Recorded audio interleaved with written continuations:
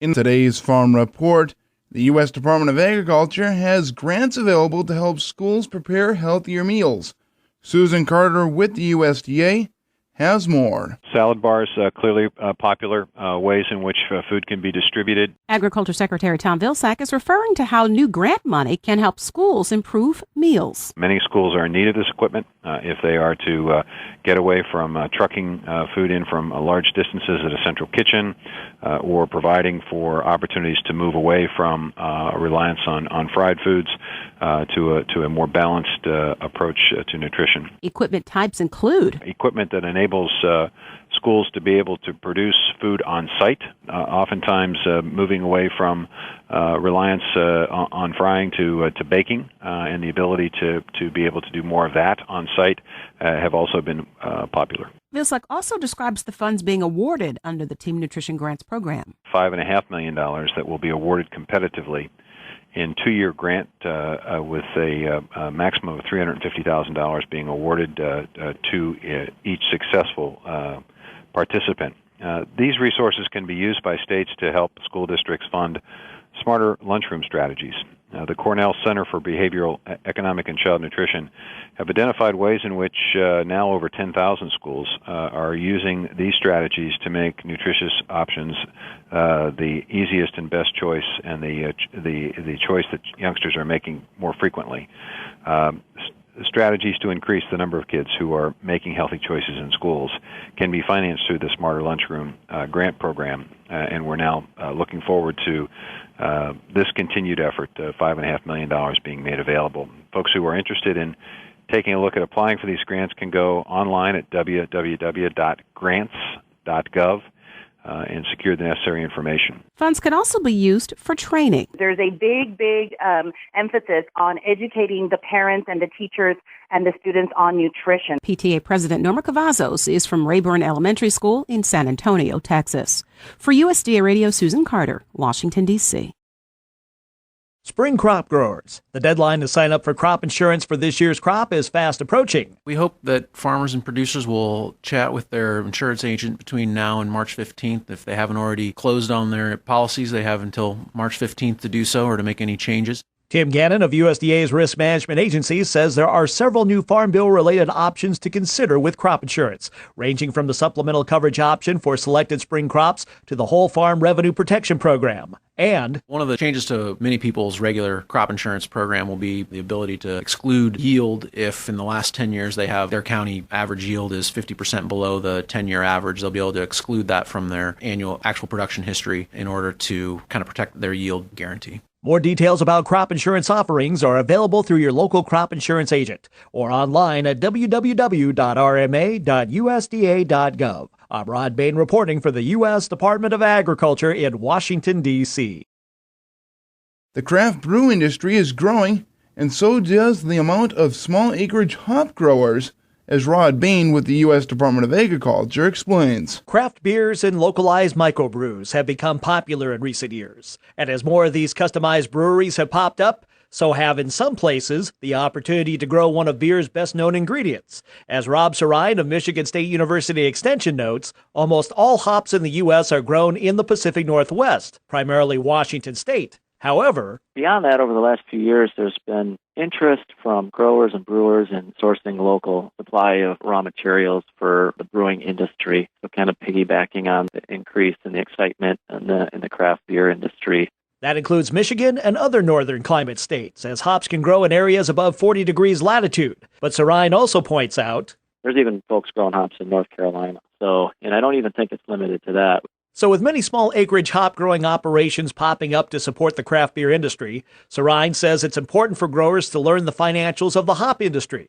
For example, you'll be able to determine what your costs are on a per acre basis to establish your trellis and get everything in the ground that you need, whether it's plants or rhizomes or irrigation. As well as other operation costs, such as for hop yard operations on an annual basis, and annual return per acre of hop producing land. To that end, Michigan State Extension and other extension offices nationwide offer bulletins and online resources like calculators to help growers estimate their costs for producing hops. You can go in and develop your own business model based on these, and we're fairly conservative in our yield estimates. Sarai notes a couple of things that small acreage hop growers, or those who wish to pursue hop growing, may want to consider, especially in the current economic climate. First, as more and more people get into the business, folks are going to have to be conservative in their estimates. And hops are one of those specialty crops that the price has gone up and then gone down and gone up and down over time. And right now it's on the upswing because of the growth in the craft beer sector. He adds small acreage hop growers should diversify where they sell their hops. And right now, with more and more interest in this, very important for growers, if not to have a signed contract with a brewer, at least have a handshake deal and know where you're going to be selling your hops. Because the last thing you want to do is put all the time and money and effort into growing a great product and then not have anywhere to sell it. I'm Rod Bain reporting for the U.S. Department of Agriculture in Washington, D.C. You know, it takes a lot of work not to change any numbers.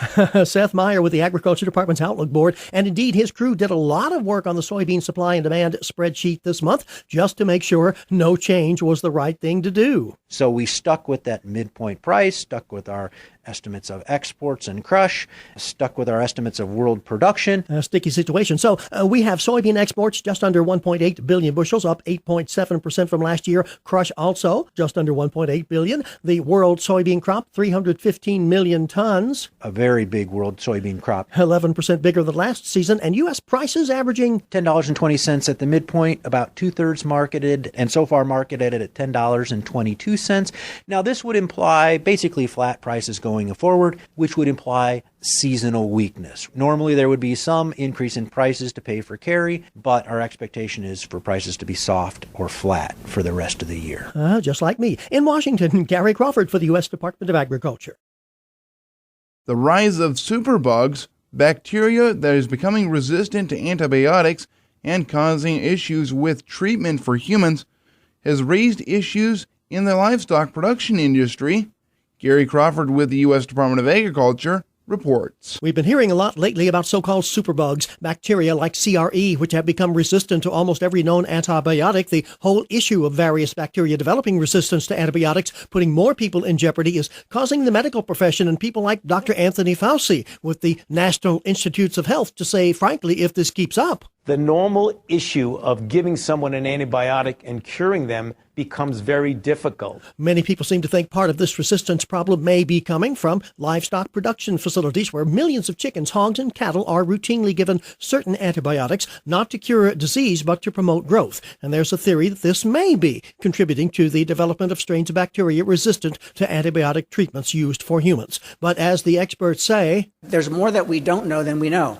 And there's really a lack of data that we really need to come to grips with. There's a lot of anecdotal information and partial information, but we really need to know how much is used and then what kind of drugs are used. Heard there are Dr. Lonnie King of Ohio State University, Dr. Charles Rice, Kansas State University. Some in the livestock industry say that most of the antibiotics they're giving to animals are not the same ones used for human medicine. So livestock production may not be the cause of this resistance problem. But both experts here say we don't know who's giving what to whom and how much. So there's a concerted research effort going on now to find out.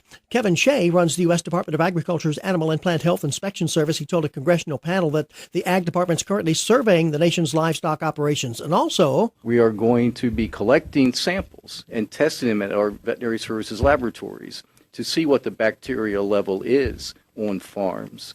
So we're gathering real basic data about on-farm use of antimicrobials to see just how they are used. However, Dr. Bernadette Dunham, who directs the Food and Drug Administration Center for Veterinary Medicine, says there's enough evidence already for some action to be taken. She says in recent years, doctors have been urged not to overprescribe antibiotics to their patients because it could contribute to the development of superbugs. Likewise, the FDA has been working with others to curb use of antibiotics in livestock, especially since many of those drugs are being sold over the counter and used without veterinarians' oversight. And so the FDA plan, in essence, according to Dr. Dunham, eliminate the use of medically important antibiotics for growth promotion in animals and bring other in-feed uses of antibiotics under veterinary oversight, and also enhance monitoring of antibiotic resistance patterns, as well as antibiotic sales, usage, and management practices, from food animals on farm through processing and retail meat. And Dr. Lonnie King, who is a supporter of livestock production and producers, says this resistance problem is an immediate crisis that is getting worse